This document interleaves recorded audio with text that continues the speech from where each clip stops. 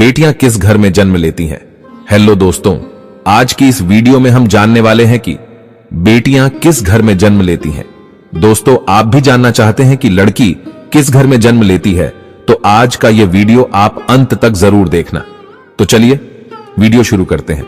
दोस्तों, आज भी हम ऐसे समाज में जी रहे हैं जो आज भी पुरुष प्रधान है। आज भी जब लड़की का जन्म होता है तो अधिकतर घरों में मायूसी छा जाती है।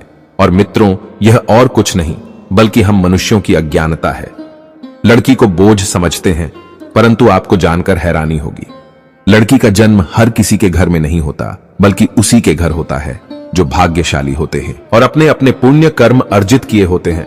और आज हम आपको यही बताने जा रहे हैं कि भगवान कैसे घरों को लड़की का जन्म देने के लिए चुनते हैं, और वह कौन से पुण्य कर्म है जिसकी वजह से कोई भी इंसान बेटी का मां बाप बनता है। भगवान श्री कृष्ण से अर्जुन पूछते हैं कि माधव, किन कर्मों के कारण बेटियों का जन्म होता है।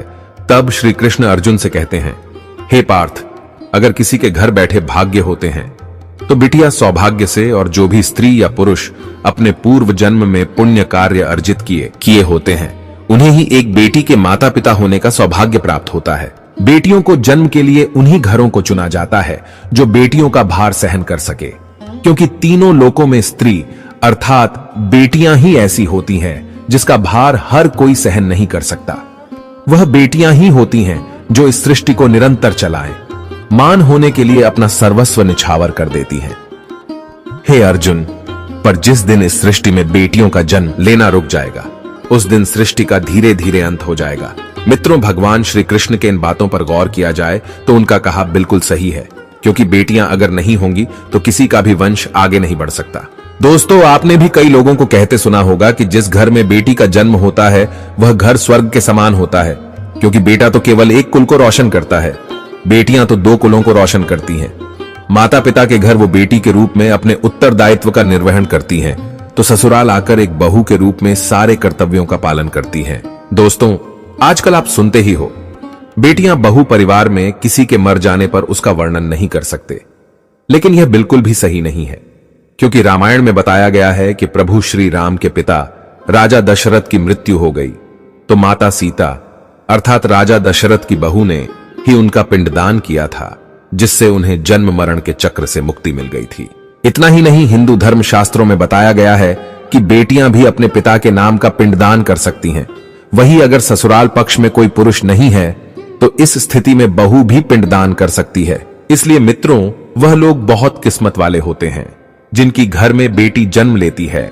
वह परवल किस्मत के होते हैं जिनके घर एक से ज्यादा बेटियां होती हैं। शायद यही कारण है कि बेटियों को लक्ष्मी कहा गया है। दोस्तों, बहुत से लोगों की सोच यही होती है, बेटी है तो बिना समय गंवाएं और इस पर पढ़ाई में पैसे लगाए, जल्द से जल्द शादी कर दो। लेकिन यह सोच एक बेटी के भविष्य को बर्बाद कर देती है। जरा सोचिए, एक बच्ची के मन में कितने सपने होते हैं, उसे कुछ करना है, लेकिन यह सपने सिर्फ सपने ही रह जाते हैं। इसीलिए अपनी बेटियों को सपने पूरे करने देना चाहिए, उन्हें जीवन में हर वह खुशी दे जो उन्हें मिलनी चाहिए। एक बेटे से ज्यादा एक बेटी हमेशा अपने माता पिता के लिए सोचती है। माता पिता को प्यार और अपनापन बेटी ही दिखा सकती है। बेटी के जन्म को एक जश्न की तरह मनाना चाहिए। माता पिता को बेटी को हमेशा एहसास दिलाना चाहिए। क्या बेटी माता पिता के लिए बोझ होती है? तो चलिए जानते हैं। मित्रों, बेटी कभी भी बाप पर बोझ नहीं होती, वह सिर्फ अपनी और अपने परिवार की किस्मत बनाने के लिए जन्म लेती है। एक कथा के अनुसार दो मित्र लंबे समय के बाद एक दूसरे से मिले। एक दोस्त ने दूसरे से उसका हाल पूछा तो जवाब में उसने कहा कि मेरे हाल तो एकदम बढ़िया है, और हो भी क्यों ना, मेरे दो बेटे जो है। तभी वह अपने दोस्त से पूछता है कि तेरे घर में कितने बच्चे हैं। दोस्त खुशी के साथ बताता है कि मेरे घर में दो बेटियां हैं।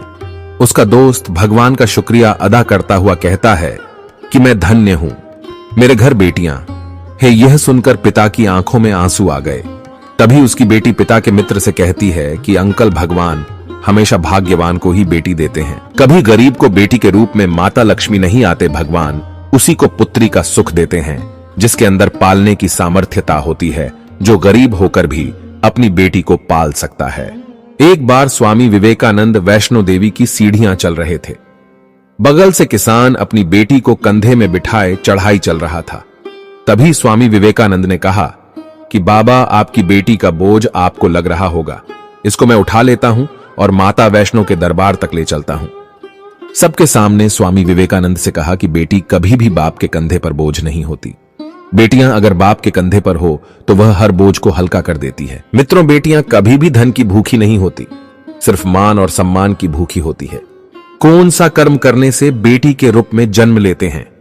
अब सोचने वाली बात है कि कौन सी कर्म के बाद आप किसी के घर लड़की के रूप में जन्म लेते हैं और उनके घर के लिए लक्ष्मी का रूप साबित होते हैं। गरुड़ पुराण में बताया गया है कि जब आत्मा को नया जन्म मिलता है तब आत्मा को शरीर के अनुसार व्यवहार में चलकर अपने कर्म करने होते हैं। शरीर के जरिए कर्म करके एक आत्मा अपने जन्म के उद्देश्य को सार्थक भी बना सकती है और निरर्थक भी, यदि कोई पुरुष महिलाओं का आचरण करता है, स्वभाव में महिलाओं वाली आदतें ले आता है या वही काम करना चाहता है तो एक महिला को करना चाहिए, तो ऐसे ही पुरुषों का आत्म स्त्री का शरीर धारण करती है। वहीं गरुड़ पुराण में बताया गया है, यदि कोई व्यक्ति मृत्यु के अंतिम क्षण में किसी स्त्री को याद करते हुए प्राण त्यागता है तो वह अगले जन्म स्त्री के रूप में जन्म लेता है। वहीं अगर वह अंतिम क्षण में परमेश्वर का नाम लेता है तो वह मुक्ति के मार्ग पर अग्रसर हो जाता है। तो मित्रों, आज का हमारा वीडियो बस इतना ही। हम उम्मीद करते हैं कि हमारे वीडियो से आपको जानकारी मिल गई होगी। हमें कमेंट करके जरूर बताएं कि आपको यह वीडियो कैसी लगी। ऐसी हमारी और वीडियो देखने के लिए हमारे YouTube चैनल मंजिल को पाना है को सब्सक्राइब